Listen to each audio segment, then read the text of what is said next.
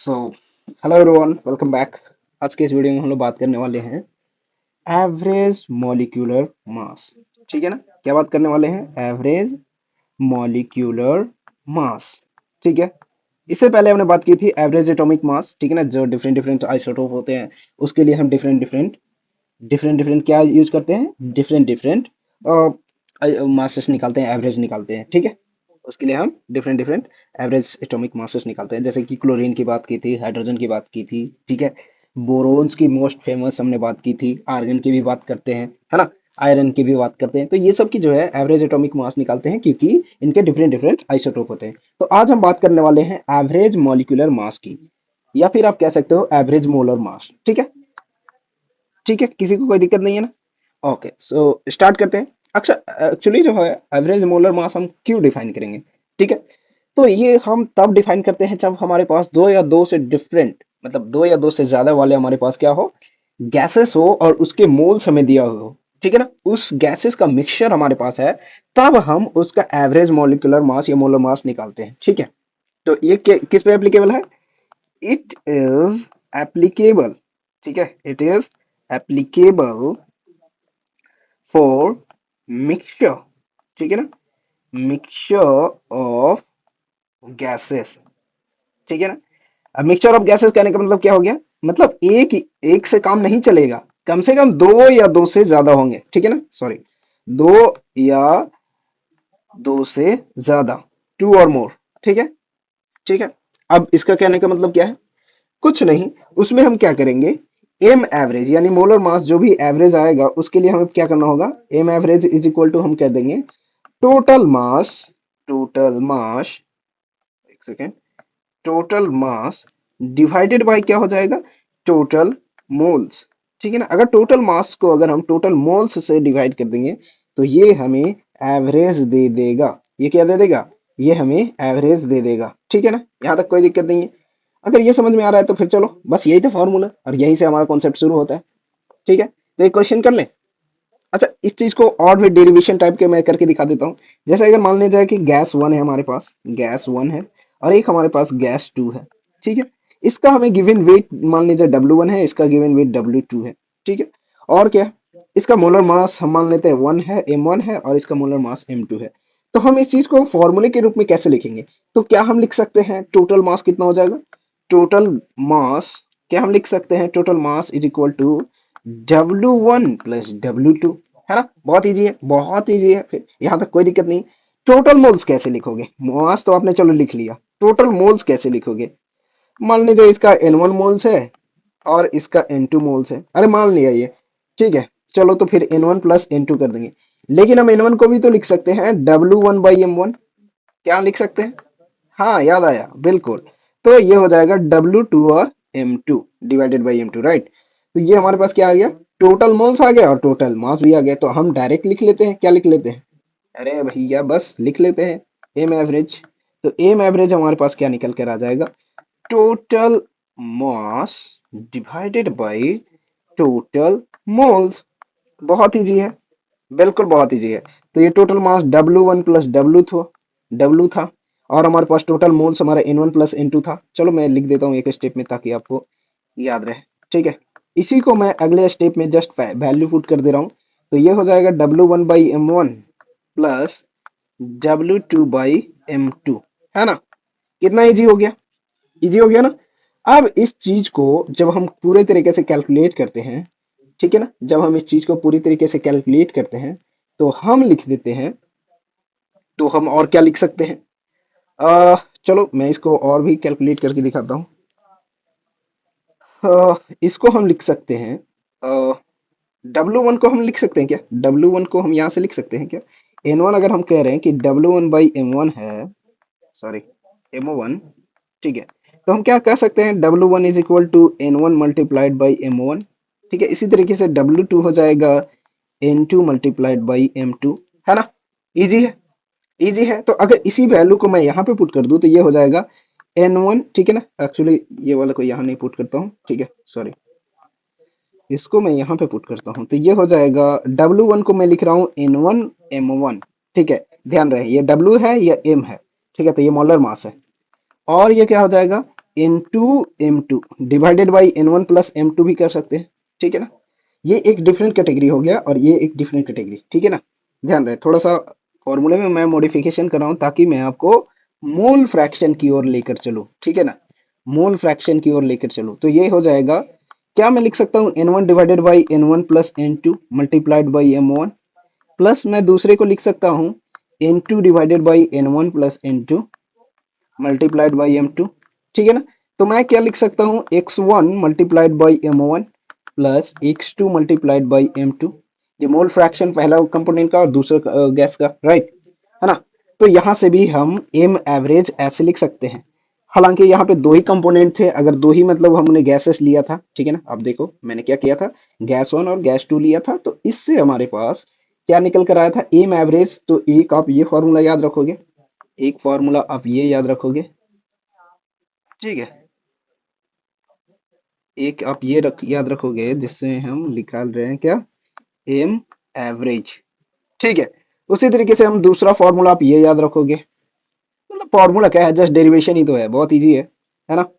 और क्या याद रखना चाहो, याद रखना चाहो तो ये भी याद रख सकते हो, है ना। बाकी ये सब मतलब जस्ट स्टेप ही है, तो आप जैसे जो भी मन करे वो याद रख लो, ठीक है। ओके, ये कभी कभी आपको बहुत इजी दिखेगा, ये आप जब कैलकुलेट करोगे तो बहुत इजी दिखेगा। तो मैं चलो एक क्वेश्चन करते हैं, ठीक है। अब क्वेश्चन करते हैं।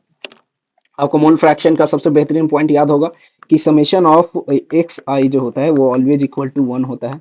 सारे कंपोनेंट का अगर मोल फ्रैक्शन ऐड कर दिया जाए तो क्या होता है, सारे कंपोनेंट्स का मोल फ्रैक्शन का समेशन हमेशा 1 के बराबर होता है।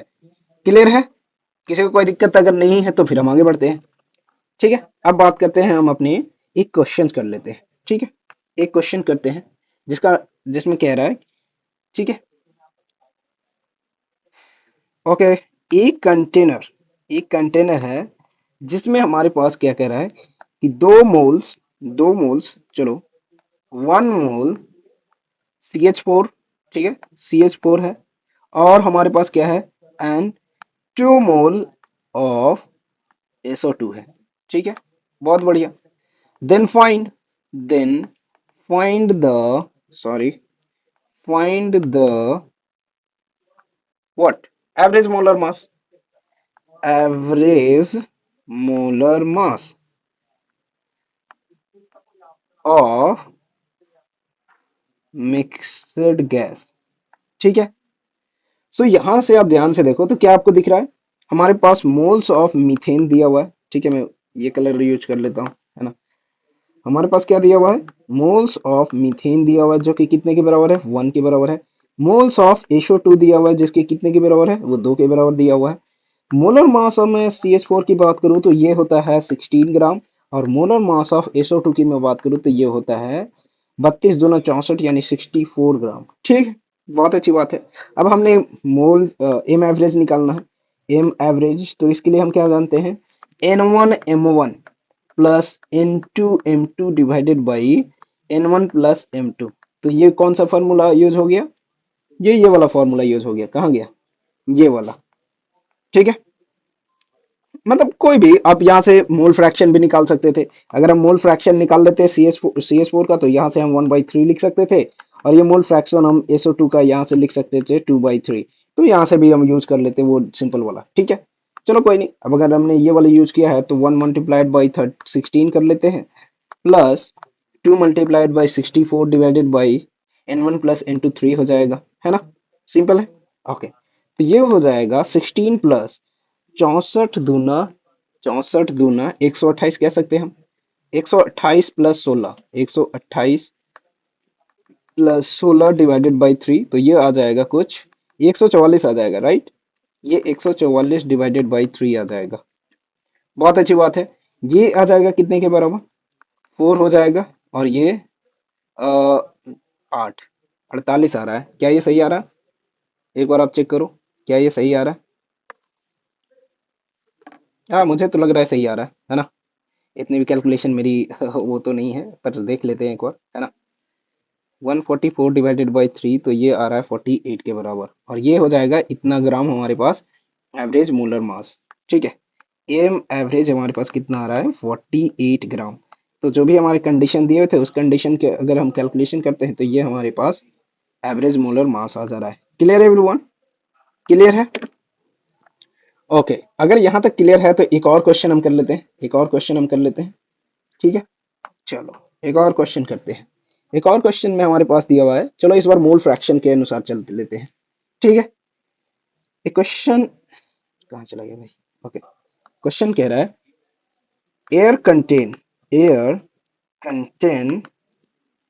80% N2, बहुत बढ़िया, 80% ऑफ N2 बाई मोल्स। ठीक है, and and remaining remaining what are O2। मतलब दो ही कंपोनेंट होंगे, पक्का हो गया यहीं से क्वेश्चन देखते के साथ। ठीक है, बहुत बढ़िया। Calculate the M average, calculate the M average, ठीक है, M average of the air, of the air. Okay, so अगर 8% हमारे पास नाइट्रोजन है तो मैं मान लेता हूं कि हमारे पास टोटल 100% है, 100% है। ठीक है, उसमें से क्या हो जाएगा, 80% तो नाइट्रोजन है। ठीक है, तो क्या मैं इसको कह लूं कि 100 मोल्स है हमारे पास, 100 मोल्स, उसमें क्या हो जाएंगे, 80 मोल्स हमारे पास N2 हो जाएंगे, N2 के हो जाएंगे, और 20 मोल्स हमारे पास किसके हो जाएंगे, 20 मोल्स ऑफ, एक सेकेंड थोड़ा क्लियर लिखता हूँ, 20 मोल्स ऑफ, अरे भाई फिर से क्या हो जाएंगे, O2 के हो जाएंगे। ठीक है ना? तो यहाँ से क्या हम मोल फ्रैक्शन भी लिख ले, मोल फ्रैक्शन 4/5 हो जाएगा, और इसके लिए मोल फ्रैक्शन कितना हो जाएगा, 1/5। यहाँ से थोड़ा इजी हो जाएगा। N2 के लिए हम मोलिकुलर मास 28 ग्राम यूज करते हैं, O2 के लिए मोलिकुलर मास हम 32 ग्राम यूज करते हैं, है ना? तो यहाँ से हम डायरेक्ट लिख लेते हैं, एम एवरेज जो हो जाएगा, M average is equal to हो जाएगा 28 multiplied by 4/5 plus 32 multiplied by 1/5। ठीक है, तो ये कितने के बराबर हो जाएगा, divided by 1, because mole fraction हम ऑलरेडी लिए हैं। ठीक है, तो ये हो जाएगा ये कितना के बराबर हो जाएगा, 28 divided by 28 multiplied by 4 divided by 5। ठीक है, या फिर एक काम कर लेते हैं ना, ये हो जाएगा 112 प्लस 32 डिवाइडेड बाई 5, ऐसा कर लेते हैं, है ना? तो ये अगेन हमारे पास कितना आ रहा है, या क्या बात है, 144 डिवाइडेड बाई 5 आ रहा है। ठीक है, तो ये आ जाएगा कुछ,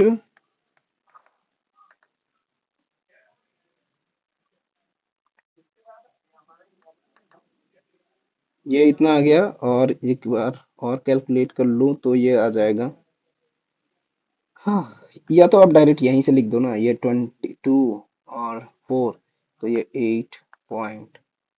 8 के अराउंड आएगा। हाँ बिल्कुल, यहाँ ऐड करने पे यहाँ पे भी आ रहा है 28.8 ग्राम।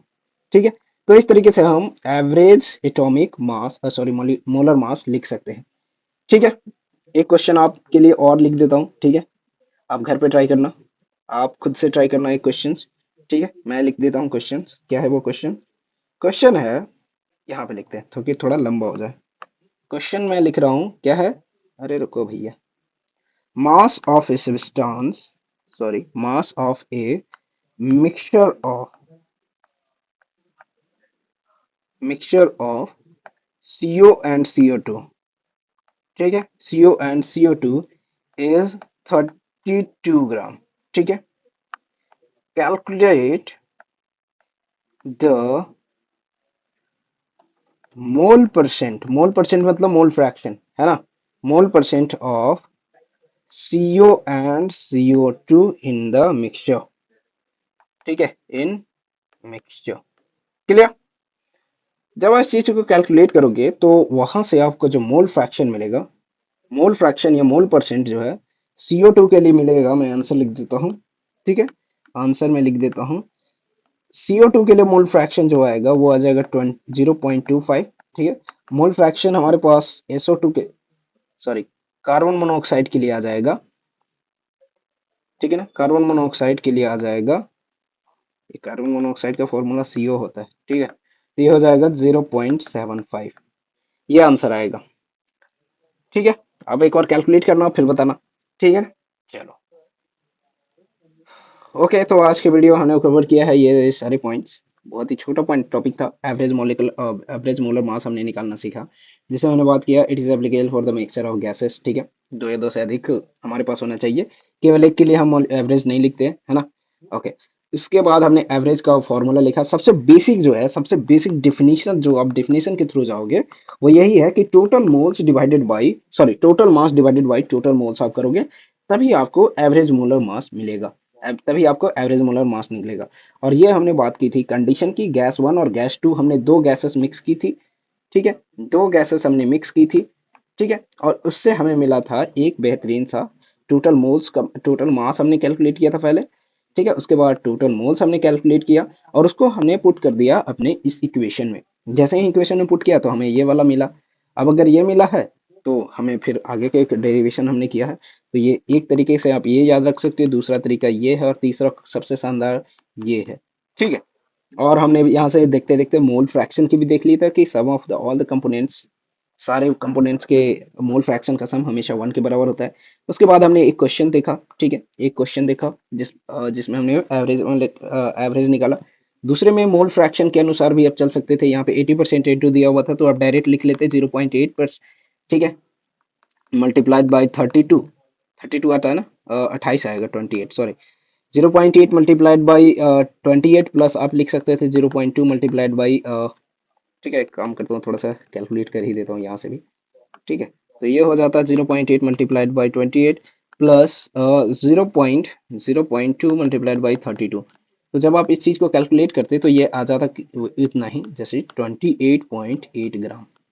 ठीक है, कोई दिक्कत नहीं है। अगर कोई दिक्कत नहीं है तो बस आज की वीडियो यहीं तक रखते हैं, है ना। चलो फिर मिलते हैं नेक्स्ट नेक्स्ट टॉपिक पे।